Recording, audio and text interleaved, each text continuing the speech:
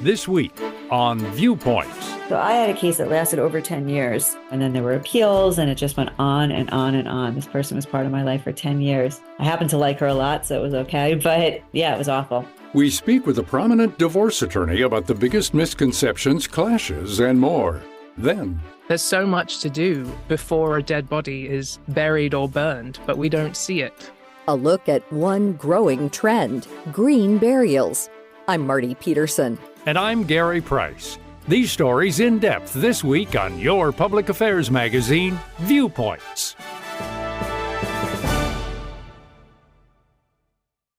Picture this, me, Reese Witherspoon, in London, ordering fish and chips so often they might start wrapping me in paper. I'm traveling with my Wells Fargo Autograph Journey card, so I earn rewards wherever I book travel. 5 times points with hotels, 4 times with airlines, 3 times on restaurants and other travel, and 1 point on other purchases. Imagine getting rewarded for eating a toad in the hole.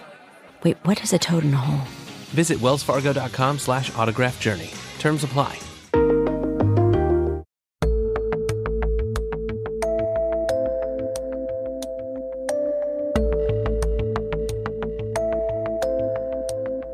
Each year, divorce filings spike in February. Many couples on the rocks do their best to get through the holiday season, a time that's typically filled with commitments, traditions, and lots of family time. But once the holidays are over, it's time to reassess if this is the right decision. For some couples, this can lead to changed minds, and for others, it can lead to a feeling of finality. This is where divorce attorney Jacqueline Newman comes in. She's been practicing for more than 25 years and has learned to always expect the unexpected. Everybody walks in saying they want to do this nicely. And then as you get into the process, more often than not, unfortunately, once you get into the nitty-gritty of it, a lot of attitudes do change and things do come up. Like I've had many cases where all of a sudden you find out that someone had the affair. And while legally it makes no difference, I can tell you emotionally it makes an enormous difference. And so it really can derail settlement negotiations when the betrayal exposes itself and then all of a sudden is so grossly fresh in the midst of the negotiations. Newman is a managing partner at the law firm Berkman, Bottger, Newman Schein in Manhattan. She specializes in complex high-net-worth matrimonial cases and negotiating prenuptial agreements. However, before taking on a client, she always asks this question. When someone comes into my office, one of the first things I do is I ask, are you sure you want to get divorced? And if they question it, I say, go to marriage counseling. It is a very, obviously it's a difficult decision, but it should never be done rash. And you always want to feel like you tried everything. So I'm a big proponent and make sure you're making a decision that you are fully sure you want to make. For those who do move forward, she says there's a lot of common misconceptions she has to break right away. One being that the court cares about affairs. People will come to me and they'll have all sorts of evidence of their spouse having an affair. And, as painful as it is to somebody, and I don't mean to belittle any of that, it's hard for them to hear me say, I know how hard this is for you, but I have to tell you, a court's not going to care. They're just not going to be interested in it. They don't want to see your evidence, and it's just not a relevant issue. The only thing that would come up is if they spent a lot of money. And when I say a lot of money, I'm not talking about dinners and, a few hotels. I'm talking about jewelry. I'm talking about major gifts, major trips, things like that. Another falsehood is that each party must be present in court to finalize the divorce. And that's simply not true. Most people actually don't see the inside of a courtroom when getting divorced, and it's mostly done via paperwork. Usually people can get divorced. They think that there's going to be these big courtroom battles like you see on TV, and it's just simply not the case. Many people will resolve things either, I say there's either kitchen table conversations. You can do it through just attorneys, in a more traditional sense. You can do mediation, you can do collaborative law. And then, you can do litigation, but even the cases that actually go to trial are so incredibly small. I think I read somewhere there was maybe a percentage of about, I think it was maybe 5%. That said, she still urges every person to hire a local attorney that they feel comfortable with. Even if there's a prenup or spouses are in complete agreement, there are several legal proceedings to jump through, and the entire process can take at least a year to finalize. The longest case she ever worked on went on for more than 10 years. In all circumstances, you're going to fill out what's called a statement of net worth form, which is a form that you're going to list all your assets, your liabilities, your income, your expenses. And that's going to kind of give you, and your spouse will do the same. And you're going to be in a situation where at least you'll know what kind of financial situations you're dealing with. And if you have kids under the age of 18, there are several decisions to make about physical and legal custody. Legal custody is when you make major decisions in regards to your children. And when I say major decisions, I'm talking about medical decisions, educational decision, and religious decisions. So if you all agree on all three of those, then most people, at least in New York, will have joint legal decision making. Every divorce is different, and there can be a lot of nuances and changes to this shared parenting schedule. For instance, who gets the kids during certain summer vacations, holidays, and birthdays? Newman says that when it comes to religion and medical decisions, most couples are usually on the same page, but there have been clashes around COVID and mental health care. Whether some parents believed in getting the vaccine, some did not. We also have issues that come up about medication for children that may struggle with ADHD, with depression, anxiety. Some parents believe in medication, some people don't. Therapy comes up. Some people believe in therapy, some people don't. So that's where we find the conflicts.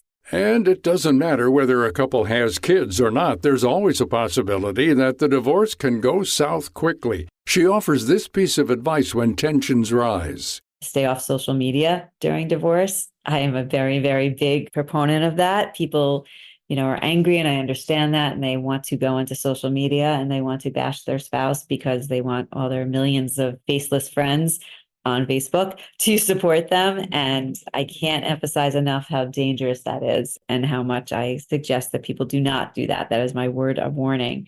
And I say all the time, unless you are comfortable handing that to your mother, the judge, and your children, do not write it down. Doing so runs the risk that the other side uses it in court. If this happens, there's always a possibility that the judge takes into account these emotional public posts. There's no doubt that divorce is messy and complicated. It's also sad and can feel incredibly isolating. It's a really, really hard process. I mean, anyone who's going through it or knows someone who is can speak to that. It's emotionally draining. It's financially draining, especially when you have children. You want to protect them, but you're going through your own personal situation, and anything you can do outside of social media to make yourself kind of like feel okay, and obviously drinking, nothing bad, but no vices, but meditation, exercise, new hobbies, just really try to take some time for yourself, because it can be an all-consuming process. And it's a second job. Your attorney's going to ask you to do a lot of things for them and a lot of discovery, and it's a lot. And I just really, keeping yourself as mentally strong as possible to go through the process will help you and help your attorney and help your children. To learn more about this topic and our guest, Jacqueline Newman, visit viewpointsradio.org. For more behind the scenes and to support our show, follow Viewpoints Radio on Instagram, X, and Facebook. This story was written and produced by our executive producer, Amirah Zaveri. Our studio manager is Jason Dickey. I'm Gary Price.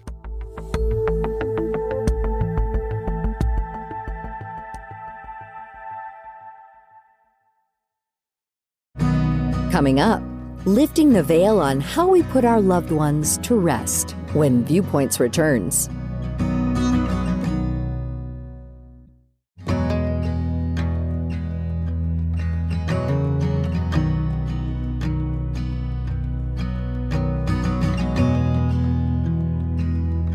On average, 6,324 people in the world die every hour. That's 151,776 every day, about 55.4 million a year. That's more than the population of Australia falling off the planet every 6 months. For most of those deaths in the Western world, there will be a phone call. Someone with a gurney will collect the body and transport it to the mortuary. If there's no family, another person will be paid to clear the apartment of everything that once made up a lonely life. The shoes, the subscription magazines on the doormat, the piles of books that never got read after all, the food in the fridge that outlasted its owner, the things to be taken to auction, the things to be driven to the dump. At the funeral home, an embalmer might try to make the body look less dead, more sleeping. They deal with the things we cannot bear to look at, or so we assume. Our sky falling is their routine. That's Haley Campbell, reading from her book, All the Living and the Dead. As a journalist, Campbell has always been fascinated by the odd jobs people hold, the tasks that must be done but the public knows little about. One prime example is the many positions within the death industry. Despite more coverage on the topic in recent years, Campbell argues that many Americans still tend to shy away from the process. Once somebody's ill in hospital, I have friends who have been given the choice of coming to see that person who's unconscious and dying, and, do you want to come see them? And they say, oh, no, I don't want to. So even the actual dying bit is veiled. And as soon as a person becomes not a living person, but a dead person, they are given over to somebody else. You sign forms and deal with the admin of doing the funeral, while all the actual practical things of death are taken care of by other people. In the U.S., there's still very much a tendency to shy away from seeing a dead body. In fact, it's common for people to go decades without having this experience for the first time. Looking back, Campbell credits an early mentor for allowing her to be present. My first dead body that I saw was a stranger to me. I helped dress him at the funeral home. And I genuinely think that the funeral director who allowed me to join in with that gave me this special gift of being able to practice, to help process this thing in my head before I actually have to do it in real life with somebody I love. I think that's huge. And no way does everybody get that chance. And it's not even a thing that people are aware that it's something they should think about. You might be wondering, why is it so important to be there? It's not just seeing is believing. It's that, but it's also the final thing you can do for them. It's like when you're dropping a kid off at the school gates, you make sure their shoes are done up before they run away. You're making sure they're okay before they're taken away from you forever. And I find it incredibly profound, incredibly touching. And we are missing out by not being there. And we're not even told you're allowed to be there. You are. But I think funeral directors deal with grieving people all the time, and grieving people are extra touchy. And I think sometimes even suggesting, do you want to be a part of this, is a touchy subject because you're talking about the dead body again. And I think people should know that you can ask and you can be there, and probably they will help you do it. Another offering that's part of this process is called green burials. It's a small but growing alternative that's more environmentally friendly. According to studies cited on the Green Burial Council website, conventional burials in the U.S. use approximately 4.3 million gallons of embalming fluid every year. This solution, which preserves the corpse, contains highly toxic chemicals like formaldehyde, methanol, and benzene. Add on top of this the fact that many caskets use an excessive amount of wood or other materials like copper, bronze, steel, and concrete. Each year, more than 4 million acres of forest are funneled into building wood caskets, according to the Berkeley Planning Journal. Well, what about opting for cremation instead? Experts say this process is better than a coffin burial, but still releases mercury into the atmosphere. It also creates byproducts like nitrogen oxide, dioxins, and particulates that produce acid rain. As a result, many environmentally conscious Americans are choosing natural or green burials for themselves, loved ones, and family pets. In a green burial, the body is not embalmed. There isn't a coffin, but rather a biodegradable shroud or large cardboard box. Anything that goes into the earth is biodegradable. So when you think of when you imagine a casket, like a sort of what you would see at a funeral home, that's not what we use, like no metal, or at least minimal use of metal. And there's no burial vaults or burial liners. So the vast majority of cemeteries, they require that it's either made out of concrete or steel that goes into the ground before the casket is placed in the ground. That's Cassie Barrett, Director of Cemetery Operations at Carolina Memorial Sanctuary, a green cemetery located in Mills River, North Carolina. Barrett notes that green burials are different in two distinct ways. One is that it's more mindful of what materials and chemicals are being placed inside the earth. Secondly, it's more active in including loved ones in the burial process. it might be things like the family helping to dig the grave. That doesn't happen very, very often, but we absolutely encourage it if the family wants it. What happens more often is they're actually physically helping to lower their loved one's body into the grave and actually fully closing the grave, which is one of the most dramatic differences and actually one of the most powerful parts of the ceremony, of the experience, is helping to fully close the grave together. According to the Green Burial Council, public interest in green cemeteries has risen by 65% in recent years. In 2015, there were a total of 114 green cemeteries in the U.S. and Canada. As of February 2023, that number has increased to 371, with more opening in the U.S. every year. Campbell notes that there are different classifications for companies who are listed as green cemeteries. The first is what's known as a hybrid cemetery. This is a conventional cemetery that has a section set aside for green burial. And that's what we have the most of in the United States, because it's very easy to take an existing cemetery and say, okay, over in this area right here, we're only going to do green burials. So we're not going to use burial vaults or liners, and the family can have a more natural burial. Then there's what's known as a certified natural burial ground. That's a cemetery that does 100% natural burial. So kind of going back to the way that I defined it before. The third and the strictest level of certification is what's known as a conservation burial ground. And that is a green cemetery that, in addition to doing 100% natural burial, a lot of its resources go towards the care and the protection of the lands. Barrett says these varying differences from company to company are important for consumers to know. While talking about death may still be a taboo topic, it's a process that eventually everyone goes through. It's important to know what options are out there. If anything, you'll leave with an added perspective. You can find out more about green burials and cemeteries by visiting greenburialcouncil.org or by visiting our website at viewpointsradio.org. You'll also learn more about our guests, Haley Campbell and Cassie Barrett, as well as all of our past guests. Haley Campbell's book, All the Living and the Dead, is available now online and in select bookstores.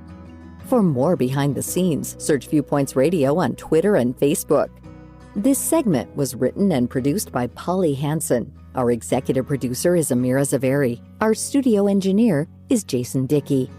I'm Marty Peterson.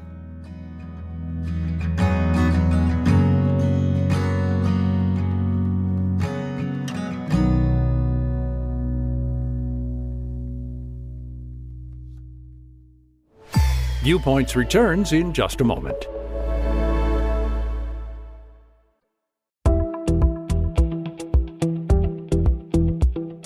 This is Viewpoints Explained. I'm Ebony McMorris.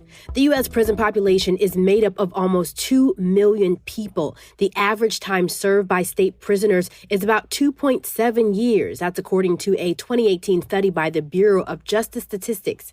During this time, many inmates are subjected to lackluster meals that barely nourish the body. Some of the common entrees and sides include bologna sandwiches, boiled hot dogs, plain white bread, grits, canned fruit and syrup, or a steamed cup of sad-looking vegetables like green beans or carrots. Often, these assembled trays are very high in salt, sugar, fats, and carbs. What's commonly missing is sufficient protein and vegetables.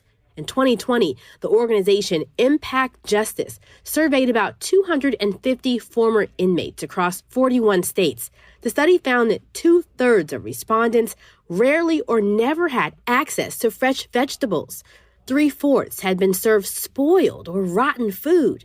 And lastly, 94% said they also never felt full after eating one of those meals. If the ultimate goal of incarceration is rehabilitation, then the meals prisoners eat should be palatable and nutritious food. After all, it makes a big difference when it comes to physical and mental health. That's Viewpoints Explained for this week. More in a moment.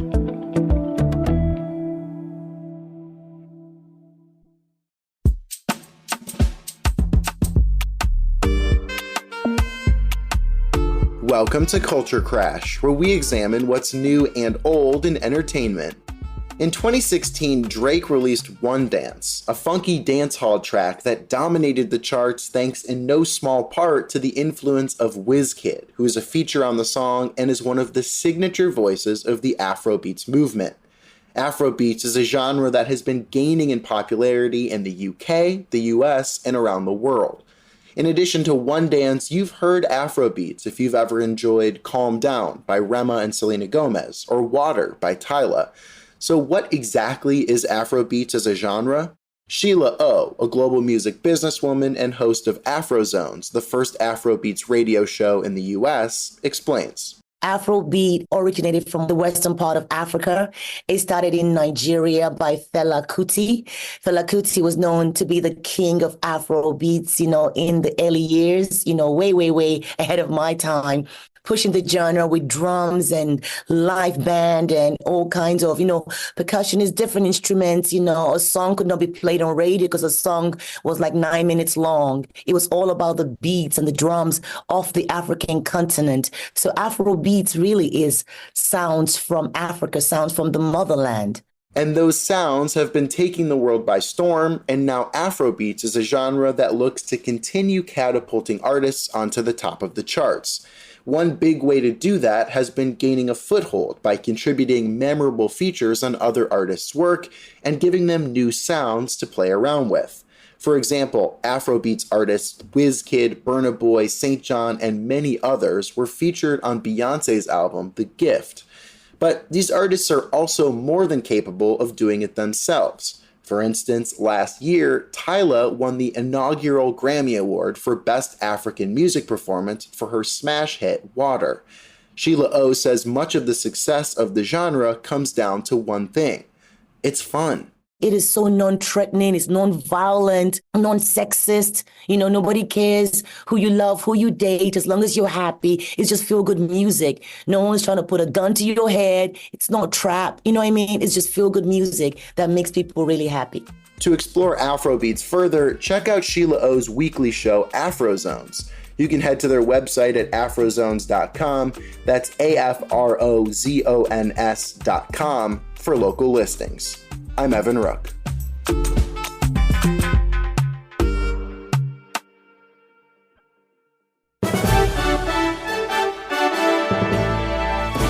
And that's Viewpoints for this week.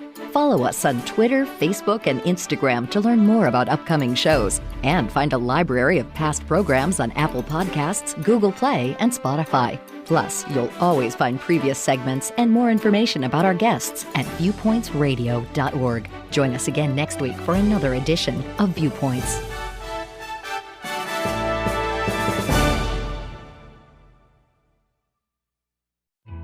Sniffle season happens, and when it does, your skin deserves comfort. That's why Kleenex lotion tissues are made with moisturizing ingredients and offer 3-in-1 skin-loving benefits, helping protect, soothe, and moisturize your skin. So whether you're at home, on the go, or just living life, keep Kleenex lotion close for a little extra care that makes a big difference. For whatever happens next, grab Kleenex.